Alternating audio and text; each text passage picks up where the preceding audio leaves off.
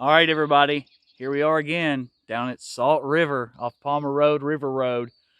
We are down at the spot closest down to the bridge. So we're almost down to the turnaround here on River Road heading down towards the lake. This is one of the spots we've been before. This is actually where we hooked our first white bass in about 5 days from now, 3 years ago. um, well, okay, we'll talk about the current situation. So the current situation is the water looks fantastic. It's at a perfect level. It's a little high, so we've got room to come down, but it's not high, so we've got room to go up.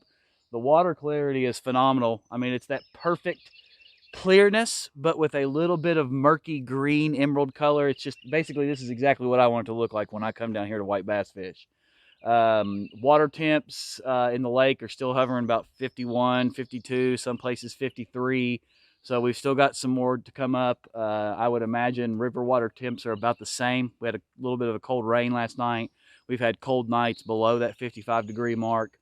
The good news is, even though we've got some rain coming, we've got some room to move, and they're letting the dam out really fast at Taylorsville Lake. So I'm not too concerned about water level unless it just decides it wants to rain 2, 3, 4, 5, 6 inches over the course of the next 14 days. But I think we're okay. But in the forecast itself, we've got 3 days coming up in the 70s, and the lows overnight are in the 60s. 3 consecutive days through Sunday, and there's some rain mixed in there, which warm rain. So that's going to bring in water temperatures up fast, and that's exactly what we need. Now, there were some guys in the boat earlier. You know my pet peeve about getting in the water and white bass fishing. Guys, I'm telling you, when they're spawning and they come up in them schools into the riffles and everything up here, when we're catching them like crazy during the real spawn, you get in the water with a kayak, a boat, or you're wading. It doesn't take much to break those schools of white bass up. I mean, it's just their nature. I mean, what do you do?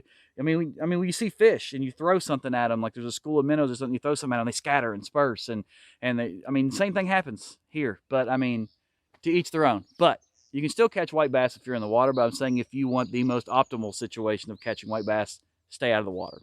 Just be on the bank. It's the best way, I'm telling you. So anyway, they were up here, and they said that they had caught a few down towards the bridge and a couple up here. So that tells me that the spark is lit. We're getting ready to start getting things warmed up. We're going to start seeing a lot more staging fish at the 248 bridge being caught. We're going to see a lot more staging fish move up a little bit past the 248 bridge, start making false runs about where we're at right here, which really isn't far from the honey hole that we fished in season 1 and season 2. So we're getting ready to start seeing some action, guys. But the problem is Sunday, it gets cold again. And it starts dropping down into those low 40s and high 30s overnight for a few consecutive days. That's when we're going to get a lot of people saying, I caught them, they're running. And then all of a sudden, people come down here and they're like, no, I'm not catching anything. That's those false runs, guys. I talk about them every year. It's going to happen. I'd say we're still about 7 to 10 days out from seeing the good start of the white bass run and things moving up. That's just my prediction at this point. Because even though those guys said that they got a couple right here, I probably made 250 casts with all the different types of baits that we always use over the years to really slay them. I mean, we did our 2-inch white swim baits that we always did. We do our 2-inch storm black and chartreuse tail swim baits that we always do.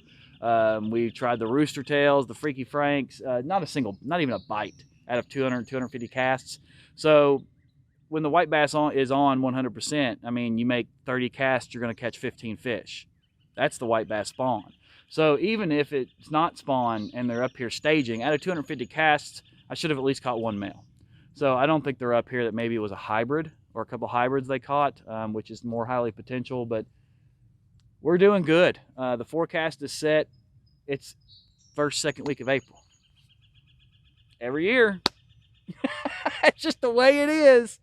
But no, it's beautiful conditions. The water's not running hard. So we just got to kind of see how the next 4 to 5 days are going to pan out. We know the next 3 days are going to be a really big plus for us with those warm days, warm nights, and warm rain. And based upon the current water conditions, we know those are going to be good for us, but it's the cold days after that bother me.